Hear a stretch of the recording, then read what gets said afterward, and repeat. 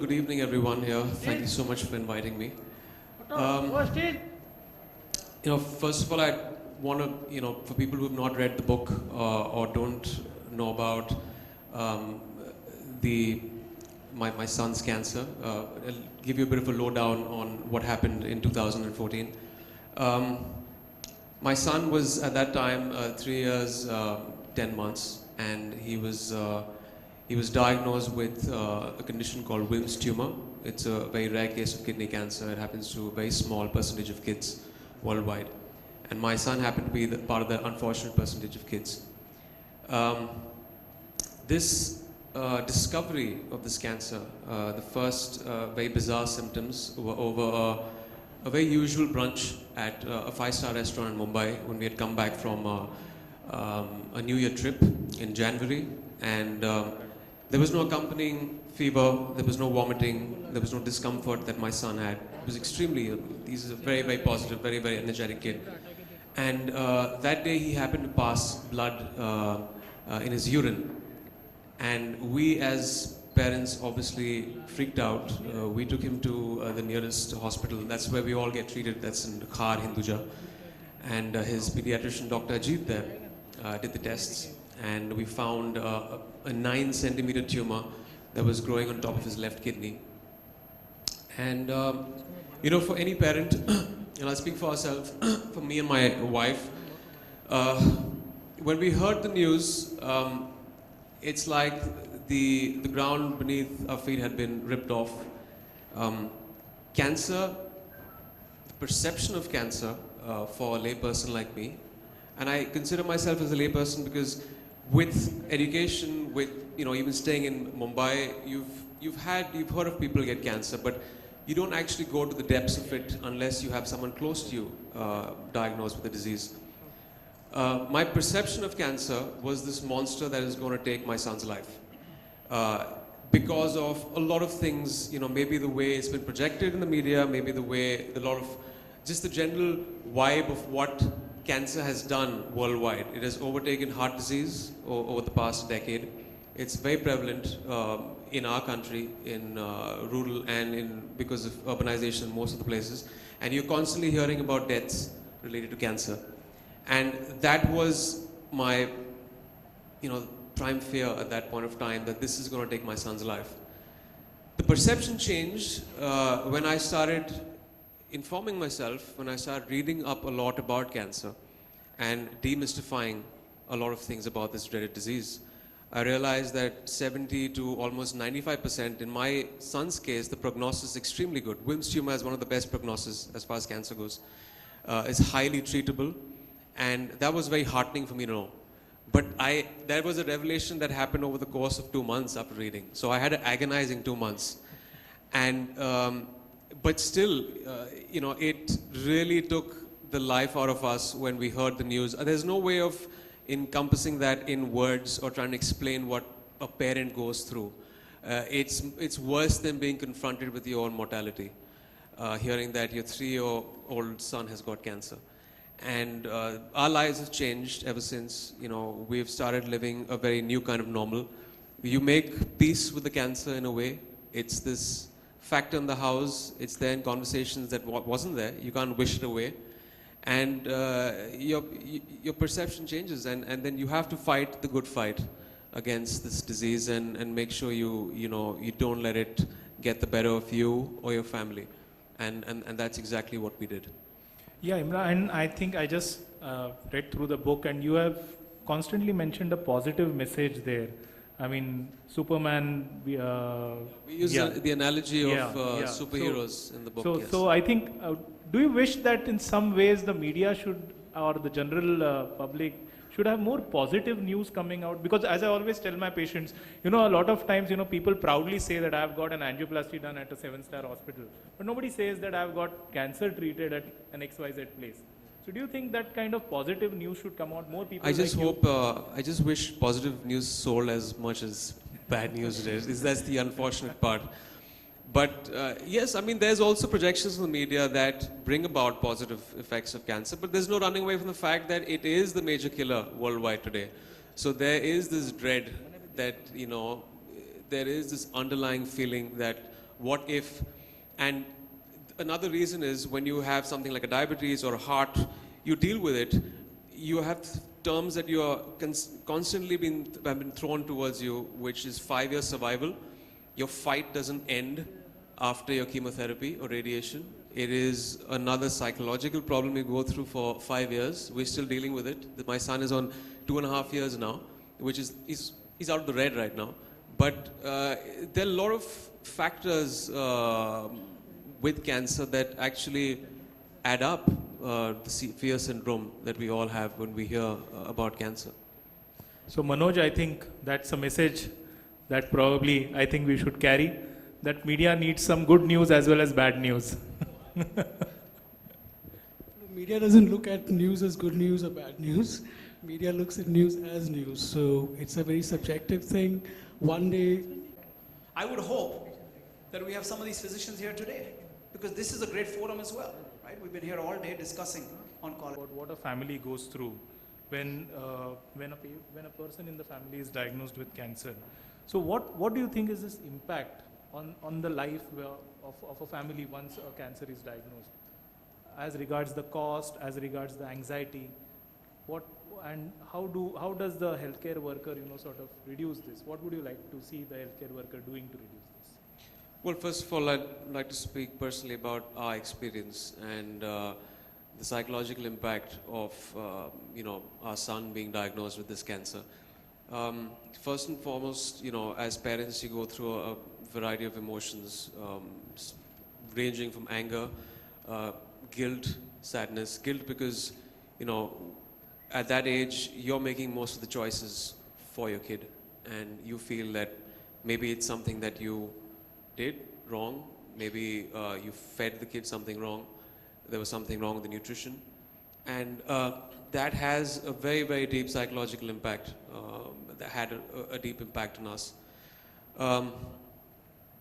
When we heard the news, obviously it was the worst part, and post that, every day was like a new hurdle. There was post that the surgery, which we had, which was the 4 longest hours of our lives, having the tumor removed, and we lost the kidney also, because that's generally how you deal with a case where it is 9 centimeters. And post that, there was the pathology report coming in, which took us, which took 5 to 7 days, which is again the 5 longest days of my life, because then, there's the favorable histology, there's the staging, which was all very new to us. Thankfully, he was on a second stage, which made the treatment and the prognosis much better. Post that, we flew our son to Canada, to Toronto, to Sick Kids. It's one of the top pediatric hospitals. And there was one of the main reasons that we did this is because we were trying to attend, apart from the physical aspect and the medical intervention, there's a psychological impact that all this has on us as a family unit and on our son. And we didn't want him to change in any way. That emotionally scars a kid. It definitely has emotionally scarred us. Kids can't talk about it. But that's something that we, I guess, lack in our country, is the dealing with the psychological aspect of cancer. Talking about it, parents talking about it, trying to make the kid understand what the issue at hand is, because it's extremely complex. When my son was flown in, obviously there was great care in Hinduja, and he got the best treatment there.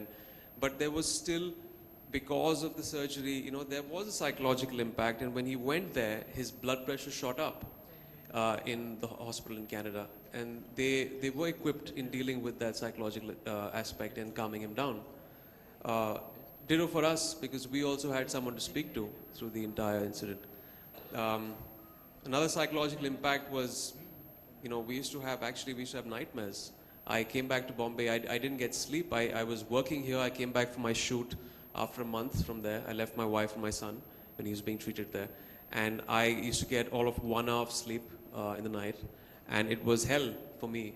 But that's something that I guess every parent has to deal with. And eventually, I don't even know if I need counseling after this. So I really need, I feel that India needs more units in hospitals. I think they are starting that right now. It's in the infancy. They have a field abroad which is psychosocial oncology, which deals with, attending to the counseling sessions for parents and for, even for youngsters. So it has had a deep psychological impact, something that I fully don't understand yet. I don't know the psychological impact that it's had. And as far as the cost goes, of course, my family could deal with it, but there is this huge problem, surmounting problem that you see in real India, in rural India. Because I've got so much of fan mail on Twitter and on my mail after the book was written, that generally the cases are, there's a late diagnosis, there's no awareness there, there's illiteracy, they don't understand what cancer is, there's social stigmas there. And when they find the cancer, it is so expensive that it's untreatable, and they can't do it at that income group. But now I believe there's metronomics, which has started off in India, which is again making it extremely approachable. A few hundred rupees for a treatment in an entire month, which is a paradigm shift, and I think it's really set the standard for India and the costing here. But yeah, costing is again a key issue for that income group, which needs to be attended to. Yeah, definitely. I think psychological impact is something that we often discount as doctors. I mean, as doctors, we tend to concentrate on the disease. We tend to concentrate on curing the patient physically. So holistic care is something that is required, and taking inspiration from what TMH has. TMH does have a good apparatus as far as support is concerned, setting up cancer care groups, and that is what we have replicated in Fortis Mulund. Dr. Badwe sir, do you think we should have more of these counselors take up these messages? When they take up ads, for example, now we are seeing, I'm sorry for being blunt, but pan masala, which is supposed to be as dangerous as... Everybody takes upon himself to endorse a pan masala. He's definitely being very ignorant. When you face the situation firsthand, you realize that these are the things that you cannot touch, let alone be a role model and promote them on TV and in other media. And,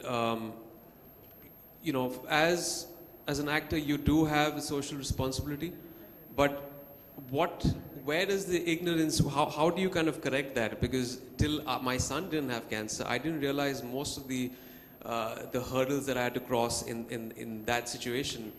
There, for example, cancer is a very minuscule percentage is genetic, and I realized that the lifestyle has a huge part to play in cancer and fighting it. So there were two options left to us: either we treat the cancer momentarily, or you nip it in the bud. How do you do that? You get down to actually making, huge lifestyle changes. For example, sleeping, handling stress, your diet. A lot of dietary things that are promoted by celebrities, they still don't know that is harmful. Kerala has started a very good thing, the fat tax, which has been started, which I tweeted yesterday and felt that it should be inculcated in all states. And as far as cigarette smoking, as far as smoking goes, I feel, forget about taxing, it should be banned. We know that back in the 80s and the 70s, there was this huge problem with the tobacco lobby where there was not enough evidence to prove that tobacco was actually causing lung cancer. And this debate went along for the longest time. And I think the last Marlboro ad was promoted in 1990. And after that, there was this thing on packages saying that it is injurious to health. Who is going to tell people, the system is not telling people that fast food joints, your burgers, your juices, all that is actually adding up. There are carcinogens out there. Who's going to inform people about all those things? So there's a lot of things that the system needs to put forth and say that these are harmful and this is cancerous. So that is not even there in our consciousness. That is not there in our awareness. Forget about in the rural areas. It's not there in education, educated sections in Mumbai. We don't know about it. After reading up everything, I've stopped sugar completely in my house. because just like there was a ban on tobacco, very well soon enough the next decade you're going to know that sugar is one of the most toxic substances. I'd rather have a cigarette than have sugar, refined sugar. So these things need to come out in public domain and people need to know about it, which people unfortunately don't know and celebrities don't know. That's why they go ahead and probably promote a pop soda. I won't do that because I know what it does to the body. I know firsthand from my son's experience and and after reading about all of this. So That's really heartening to hear that. Talking about sugar, last year I had one symposium on sugar symposium for 3 hours. And that was a really revelation that how sugar is talked. 10 years down the line, how do you see India? well, first of all, I wish and hope there are more pediatric facilities here, because as far as when we had researched when my son was being treated, there's a dearth of pediatric doctors in India. Most of the kids are being treated by adult oncologists. So, and like doctor said, there is a pediatric facility coming up in Mumbai and hopefully in other states and other cities, which is very imperative when it comes to treating little kids. And of course, healthcare systems are burdened. I hope there is some kind of provision made to give satisfactory measures, funding to those patients that come from small towns and to support them. The main cause over there for some mounting expenses, like I've heard, is late diagnosis, which when it reaches that stage, it becomes very hard for them to kind of pay up, and then they eventually drop out of treatment. And one thing that I also realized when I went abroad for the treatment of my son, there isn't much emphasis in the medical world on the lifestyle issues of cancer. Everyone is going down the approach of, you got a problem, pop a pill. We have to make sure we educate people and make them aware on how do you address the causative nature of cancer. Why does it happen in the first place? If it is a lifestyle issue, what can we do in our lives? And we've seen, I've spoken to so many doctors in Mumbai, kids are pouring in the last 2 decades, in the last decade. What are we doing? What has drastically gone wrong with the water we drink, with the food we eat, with the radiation levels? What is going wrong and how do we address that? And the system needs to address that. So these are the things that have to be addressed by the medical world, so that at least, you don't allow it to happen in the first place. Let's eradicate cancer and nip it in the bud. Instead of course, treatment options are very, very important, but let's make sure you at least bring in that awareness. Then, of course, if people know that smoking a cigarette will give them cancer and they choose to do it, then, they're puffing the life away. But at least, as far as kids go, there's the choice you make for them. So it's very important for parents also to kind of be educated and for the government to do that. Avinash sir, I think we'll have this call regarding the vision.